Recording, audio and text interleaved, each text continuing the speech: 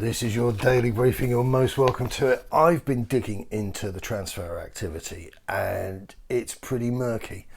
So it's not a short answer. I'll be bringing that to you later on today, probably kind of after the Fulham game. So, but yeah, well, listen, you tell me where I've gone wrong. You tell me where I've twisted things, but it ain't good. It ain't good at all.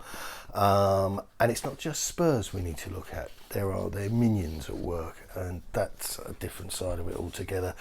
But until then, cry Fulham and let's slip the yids of war.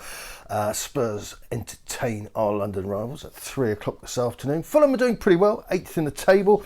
Quite busy in the transfer window. I think everybody has to be these days. That's the reality. Yeah. So, 8th in the table. They signed winger Dan James from Leeds United on a season-long loan. He was the guy that had so many of you in a spin. 24-year-old made 40 appearances for the North Yorkshire side, scoring 4 goals. Told the club was that he was looking forward to it. I've spoken to the gaffer. It feels like a great fit for me, and I can't wait to get started. Also through the door there is Carlos Vinicius. That's the old boy from Benfica who did that weird sort of crossed fist thing and dump when he scored, which didn't happen very often. Very much a toe poke tapping merchant. That was the reality. It was reality before he came to us, reality while he was with us. He says, I'm happy to be in the Premier League again. I'm more experienced now and I think I can help the club. He didn't cost much money. I think he was just under, was he 4.35 million? I've got that number in my head from somewhere. Interesting, I think so, and certainly a curiosity, and no surprise, the geographical area which he's chosen to operate from is Chelsea old boy Willian back in the Premier League. He says Fulham is a special club, a club that wants to improve, that wants to fight for something bigger, and so I'm here to help. And I can't wait to get started. I think he'll make a difference for them. I don't know how frequently or how many minutes he'll play, but I think his character, his personality, and just his kind of footballing upbringing, I think it was a sensible move. I think a lot of these older players have got plenty to give. Perisic, Ronaldo, he's in the same bracket as them, whether you like to admit it or not. So Fulham, they're in 8th, chronological order. We can look here. Arsenal 2, Fulham 1. Nothing bad about that, really.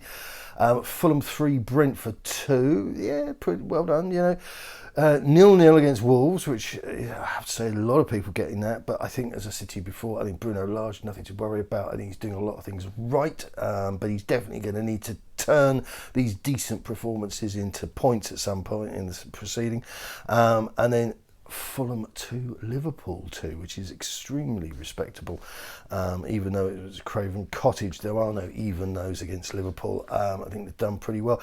I think, though, on balance, Spurs should beat this lot at a canter, even with their world-class additions.